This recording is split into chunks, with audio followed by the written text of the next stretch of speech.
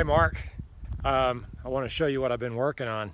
So I'm going to go ahead and swing the camera around and walk over here to the Peafowl Pen. And what I did, you remember the cage before was kind of shaped like a trapezoid, almost a triangle, because there were only 3 of those 6 by 12 foot side panels.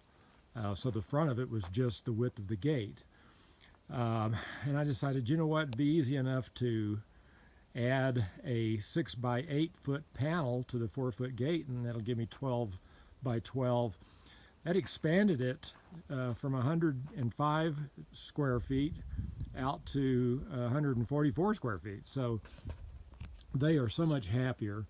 You can just tell. They're just so much more relaxed when I go in the cage.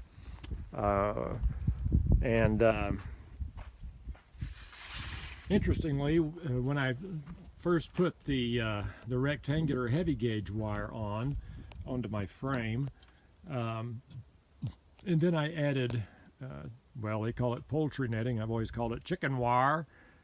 Over the outside of that, it's so new and bright, particularly the chicken wire, that it almost hurt to look at it. There was so much, because the sun is kind of back over behind me. So the sun was on it.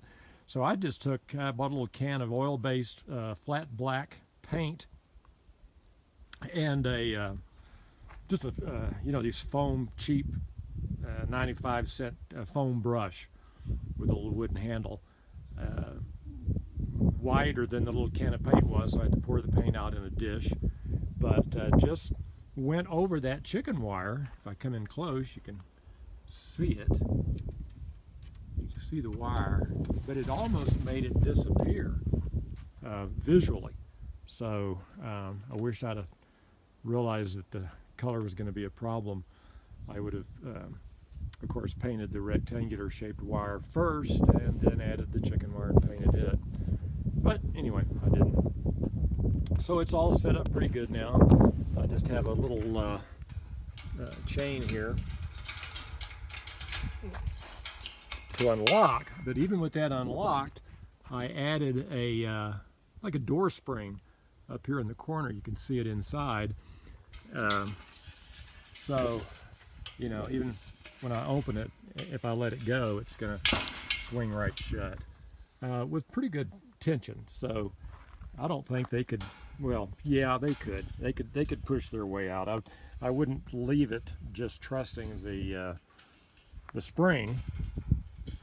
But until as long as I'm out here doing something, they'll stay back out of the way. I need to put a chain. I bought some of this chain, like about 6 feet, and all I needed was that little bit right there. I used a staple to put that in. But I'm going to use the other piece of it to hang the feeder somewhere in this vicinity where that wire is already available. But thereabouts, so it'll be off the ground, and I'll probably bring in another stump. They really enjoy using that, or just getting up on it, sitting on it like a pelican sitting on a stump, or they also quite often use it for to help them hop up onto the perch back here. My neighbor had this wood. It's actually a piece of a tree that's been cut into quarters. So the bottom of it, the shape of the bottom, is like a shape of a piece of pie, and that's worked real well. It gives them a rounded footing. So that was cool. Should have caught that. She was just flying down. Anyway, just wanted you to see the addition. I've still got a few things to do to it. I need to secure that corner. I'm going to drive down a heavy piece of T-bar fencing in that corner and right behind inside here to secure that better. Right now it's basically secured across the top in here. I don't even know where I got it, but I have this whole roll of this green. It's like Kelly green netting. It's stretchy. It's kind of like polypropylene. So I secured it around a board frame all the way around after it was on.